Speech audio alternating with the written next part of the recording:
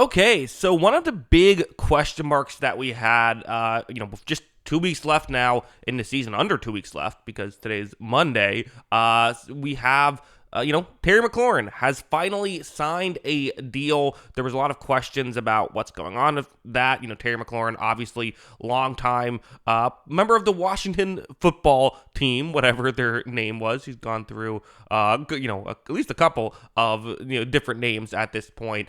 Ends up signing a pretty massive deal, actually, with the Washington Commanders. You can see why the Commanders were maybe a little bit hesitant to give him the money, although ultimately he is a very good player. So let's talk about it. I mean, 3-year extension worth $96 million is the overall deal for Terry McLaurin, which, it right off the bat, it seems my first reaction is that is a lot of money. Right? Just comparing him to a couple other players, he's 29. Mike Evans was a little bit older when he signed his deal. He was, I believe, 30 when he signed his deal. That was average salary of $20 million a year. Evans was 31, so $20 million a year. 2 extra years though. That is, you get the difference, although a pretty sizable difference. Calvin Ridley, another guy, he signed a 4-year, $92 million deal, so it was less money for more money. Or less years for more money to get Calvin Ridley or to get Terry McLaurin on board.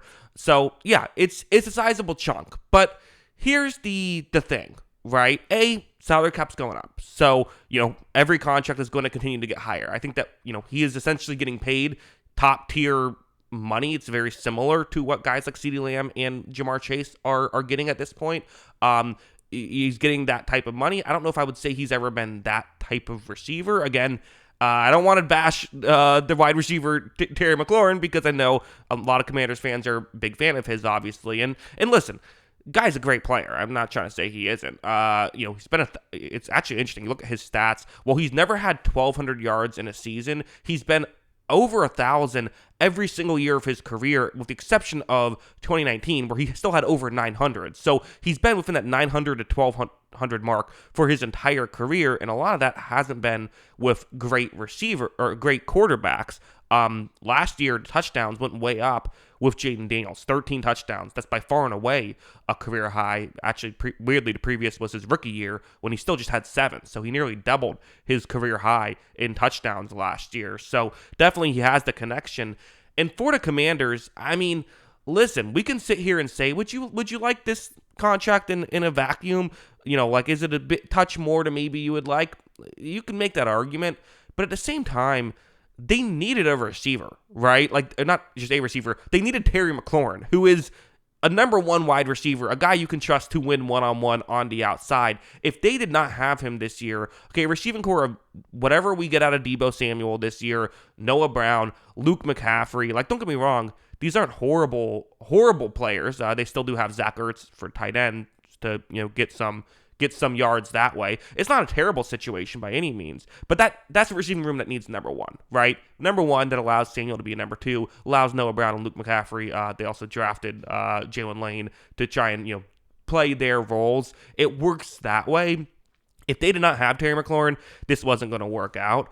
And quite frankly, the only way that they could have really done something like this, I would say, and actually moved off of him would be if they were getting another number 1 receiver back. And at that point, why is that happening? Who would give up a number 1 receiver under a contract if, for a number 1 receiver who isn't under a contract? That's just not going to happen. So you're trying to be competitive right now. The Commanders were 2 wins away from being champions last year. Granted, they were a bit away in that conference championship game, but nonetheless, they were in the conference championship game, right? This is a very good team that had a lot of cap space, spent a lot of it, wants to get better.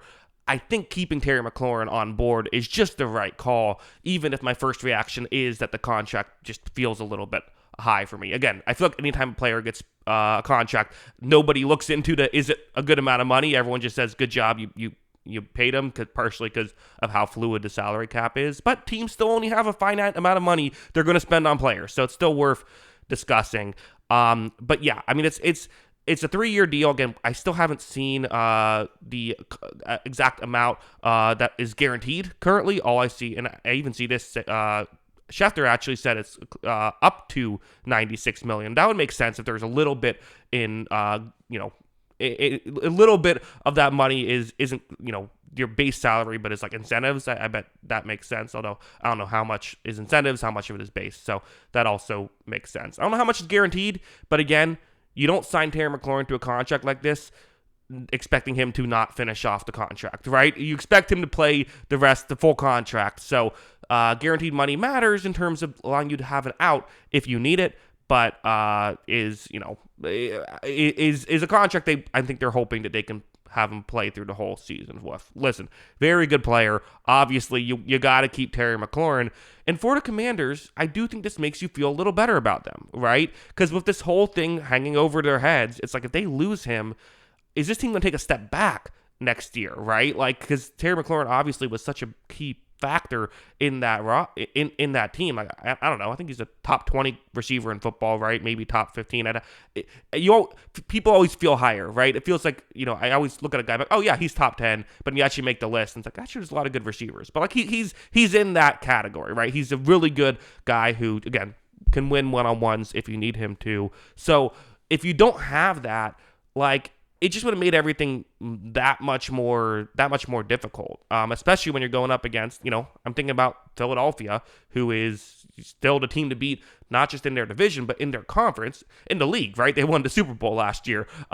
They did lose Darius Slay. They have some of these young corners who they think they trust to be one-on-one, but maybe you want a guy who you feel can go up with one of those guys and can actually, win in that situation. I think that could be helpful for them. And again, part of it too is just like, he's been a long time player on this roster. You kind of want to just keep that continuity, right?